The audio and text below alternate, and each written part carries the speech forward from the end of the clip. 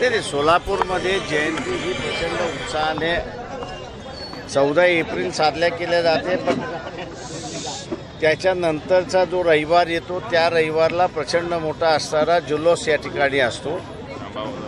शांततेने त्यांनी असणारा करावा अशी माझी त्यांना असणारा आग्रहाची विनंती आहे।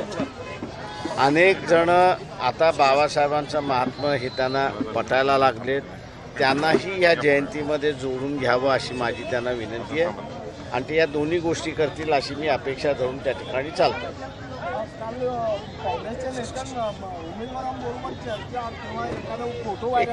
एक लक्षात घ्या की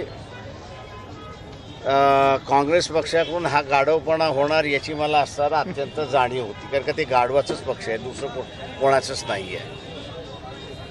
भेटी इलेक्शनमध्ये भेटी होतात याच्याबद्दल दुर्मत नाही, पण भेटीचं राजकारण करणं हे काँग्रेसवाल्यांनाच त्या ठिकाणी जमतं आणि त्यांनी असं ते केलेलं आहे। त्याच्यामुळे इलेक्शन म्हणजे दुश्मनी असं मी कधीच त्या ठिकाणी मानलेली नाही। शेवटी इलेक्शन हे लोक कोणाला निवडून देतील त्याच्यावरती असणारा परिणाम आहे, पण तो काँग्रेसचे हे जे डावपेच असतात त्याला ते डावपेच म्हणतात।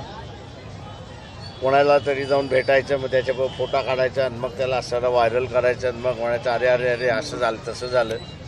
लोक ह्यांना धडा शिकवतील असं अशी माझी माहिती आहे, इन्फॉर्मेशन आहे ते। आणि जेणेकरून ही जी घाणेरडी नीती येते काँग्रेसकडून, जी घाणेरडी नीती येते तिचा लोक या निवडणुकीमध्ये समाचार घेतील असं मी मानतोय।